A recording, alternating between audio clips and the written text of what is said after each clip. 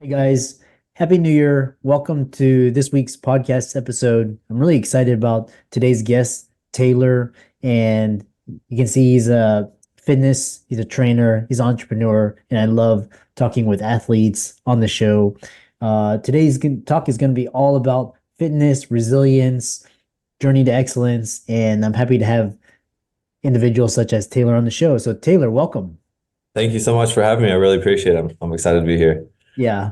I love having athletes on the show because it translates into business and entrepreneurship. So start out by talking about your story and how you got started. Yeah, of course. So, athletics has always been a part of my life, but I found track and field kind of by accident. It was a sad story. I basically was not going to be running or playing basketball anymore, and I found my way for track. Track evolved into stepping onto the Cal State Fullerton team as a walk-on, eventually becoming a scholarship athlete, going through school as a kinesiologist. So I was studying for human performance, nutrition, and that just added to my repertoire of education. And then I actually was able to pursue professional athletics after I graduated. I actually got my master's as well in kinesiology and strength and conditioning.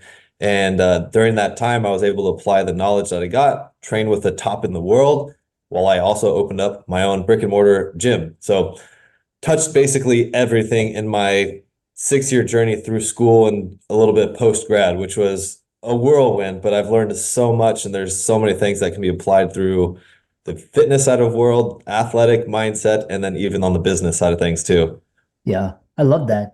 And kind of share with us the pivotal moments in your transition from Division 1 scholarship athlete to professional sprinter and how these shape your coaching business philosophy.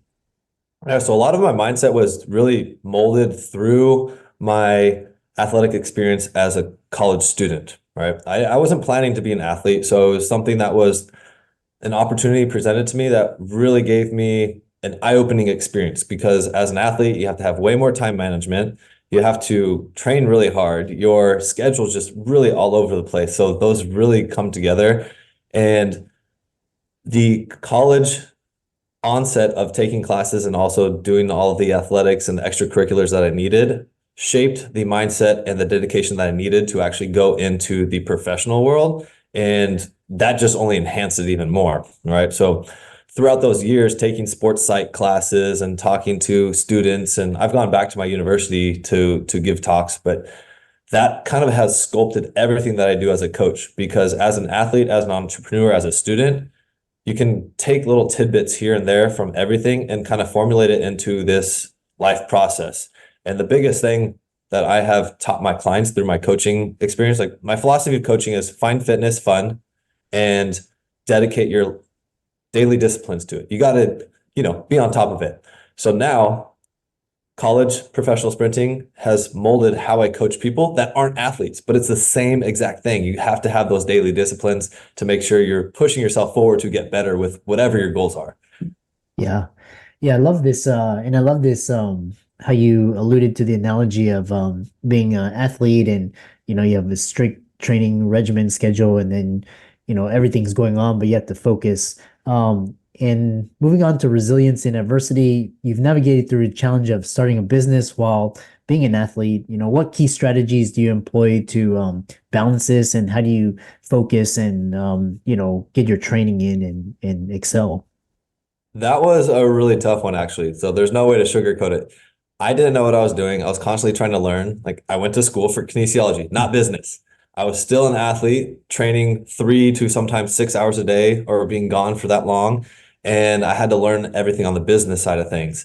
So one of the more recent things that I've learned is if you don't know something, find somebody who does, right?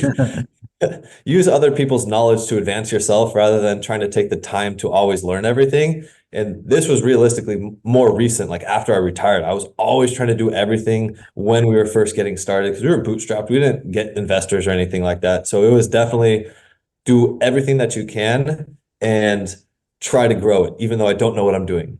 But through learning more about business, I found out that, well, hey, if so-and-so is really good at this, maybe I could trade services with them or just pick their brain or do a consultation and learn a little bit more to help accelerate the process.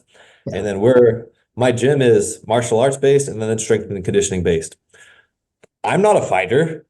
I can't coach fighting. I can't coach boxing or kickboxing or anything like that. So that's when you find people who are professionals in that field to help elevate your service to other people. So the biggest things that I learned is don't have an ego, ask questions, and that's what will get you through a lot of roadblocks in business and even just life overall. Yeah. And then, kind of a caveat is as you bootstrap, what do you do to find coaches and mentors? Let's say if you're strapped for funding or strapped for cash, how do you get that mentorship? Where do you go? Is it books, podcasts? Is it people in real life? Do you barter? I'm just for the people listening. I think it was a combo of both for me personally. If you guys are familiar with Andy Frisella, First Form Supplements, he actually had the podcast, the MFCEO Project. I listened to that a lot. It was very Uh, motivating. And then I also listening to Gary Vee a lot. These were guys that were very well off in business, very motivating. So they kind of gave me that push, like, hey, let's take the risk. I'm going to move from Orange County to LA, open up this gym with my dad, see what happens.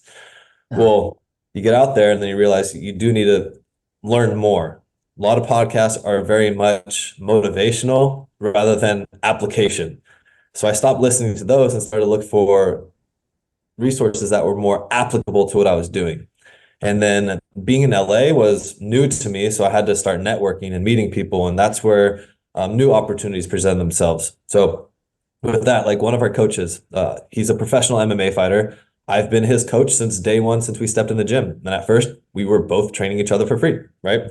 We were working together for the greater purpose of his goals to get into the UFC and for my goals to help somebody else while he was also coaching us too. So there was that trade-off. Now, further along, there's tons of business coaches. There's people that are way ahead doing 8, 9 figures. It's insane what I can see in the world now as far as business, because when you first start, you only think so small. But when you get expanded and the power of proximity, when you're around other people doing really big things, that's when your eyes open and you see all these different doors. And that's where I've learned a lot more and found some new coaches to help really accelerate that process. Yeah. It kind of reminds me because I trained in Olympic Taekwondo, and they had the same similar mindset. They kind of opened the gym, and then they were training each other. They had clients starting a school, but they were training and helping each other's goals, and they produced like Olympic world, national champions. It just kind of like help each other grow, and I love that mentality and philosophy. Yeah, that's a big part in martial arts, I think, overall, is because the community is so small and it's not this huge like marketplace. So it's a labor of love, just like track and field. Like there's not really any money in track and field. I fortunately got to train with literally the best in the world that were making money, but I Uh-huh. didn't make a dime from track, not $1, right? It cost me money to run. I was pursuing a passion of trying to make it to the Olympics, Uh-huh. and I see my teammates go and come back with gold medals and world records, but it's insane. It's insane with the small circles of athletics like that. And throughout your career, kind of mindset evolution from being a shy, quiet, that's how you describe to becoming a successful business owner and coach. How has your mindset evolved and pinpoint a specific shift that significantly impact your personal and professional growth? Yeah, so definitely an introvert, definitely a shy guy, but being thrown into the world of business for one and being like the face of what's going on, I had to talk to people. My first experience working was as a personal trainer at a big box, and they're like, "Oh yeah, walk to the floor and talk to people." I was like, "What?" Uh, I don't do that. I know how to coach them, but I'm not going to go just like start random conversations. Now we have such a deep culture at our gym that it's really easy to talk to people, but I've been forced to sit in front of strangers and try to see how I could help them for years now, and it's much easier. So it's not so much that I don't enjoy doing it. I still am much of an introvert, but Yeah. I know how much I can help people, and that pushes me to overcome my fear of talking to people that I don't necessarily know. Because I've transformed people's lives so many times over and over again to know that even if I'm scared just to talk to them initially, I know we're going to click and just have an amazing time. So I try to think of that end result rather than that short-term fear. And that Uh-huh. goes with literally anything in life. The hardest thing is that first step. Once you get that first step, then things start to roll over. So now I tell people in my gym that, yeah, I'm actually shy, introvert. I don't like putting myself out there. Like, what? I'm like, yeah, I know this is different. This is like home now. You guys have been here for a few years. It's way different. So the growth that I've had to be able to speak, like doing a podcast like this is wild, but it takes time. You just dedication. It goes back to those daily disciplines, putting yourself in uncomfortable situations that will help move you forward rather than being scared to take that next step. Yeah. Yeah, very inspirational. And it's just kind of like public speaking and influencer. You just have to go out and get the reps in. And once you overcome that, you gain confidence. Speaking of which, more resilience, navigating pandemics, especially 2020, they, shut down everything. How did you adapt? And especially in fitness and coaching, and what methods, lessons did you learn during that time?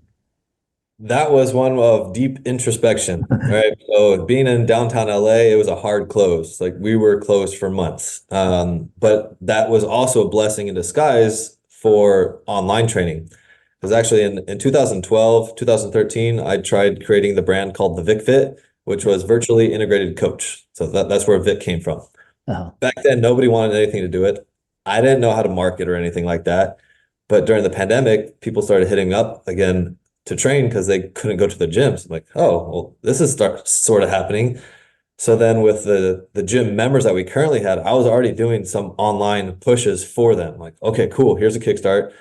You have to look for the solutions rather than always focusing on the problem. So problem, shut down. Solution, hey, these people are still needing my help and to be able to move their bodies and stay healthy, especially in the state of complete shutdown where not only physically but psychologically can just destroy people. So I took my teachings from my education at Cal State Fullerton and started developing the online platform to make sure that I was still able to provide everything that they needed.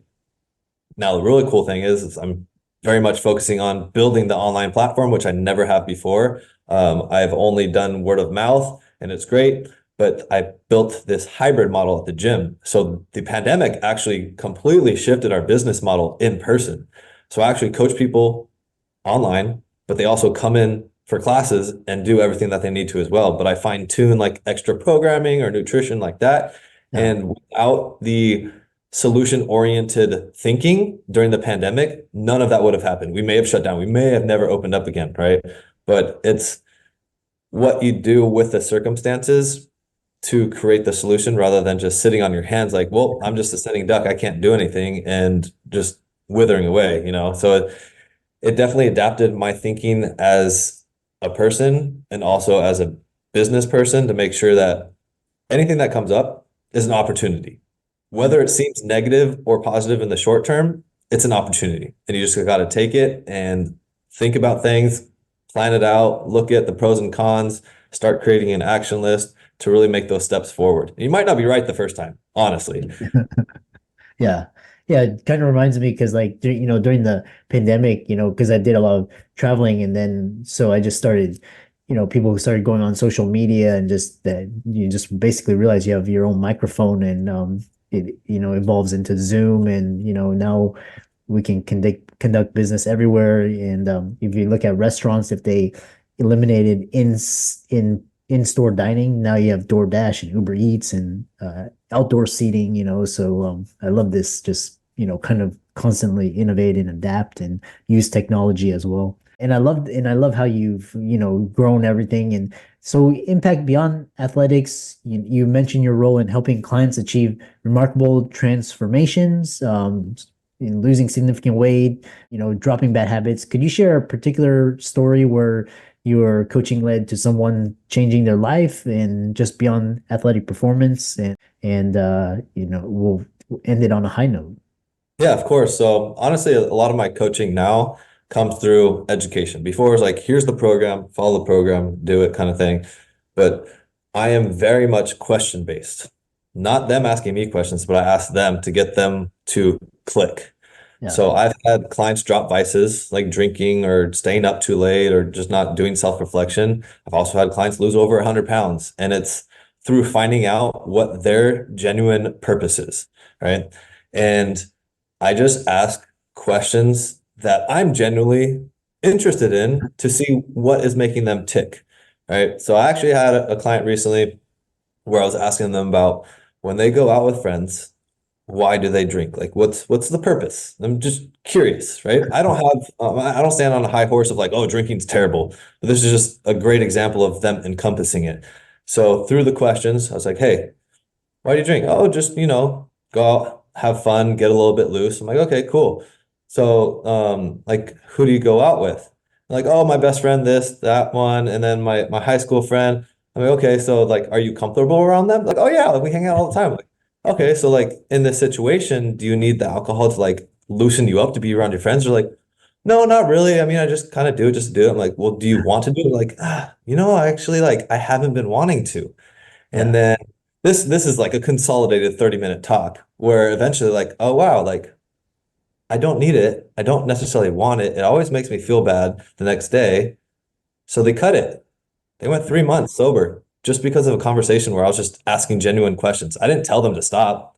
My Yeah. coaching is very, very dynamic. I've had weekend warriors who would make a 2, 3 glasses of wine in one night look like nothing, right? And I still got them to lose 30 pounds. Yeah.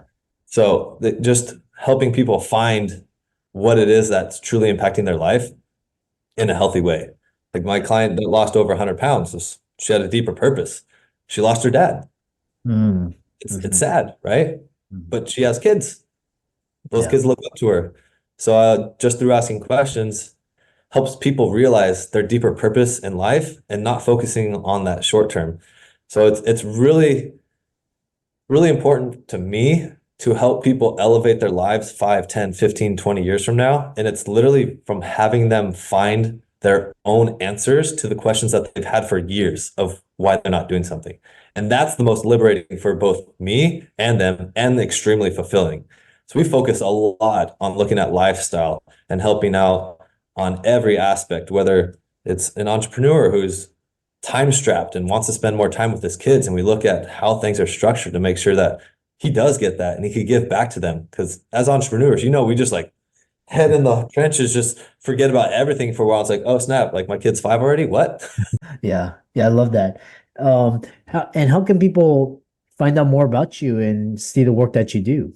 The easiest way to find me is on Instagram and YouTube right now. So Instagram is going to be Taylor Runs, although that handle might be changing because through injuries, I'm not really running as much anymore. And I don't know. It's not congruent with my message anymore. But Taylor Runs or Taylor Ros on YouTube is the best places.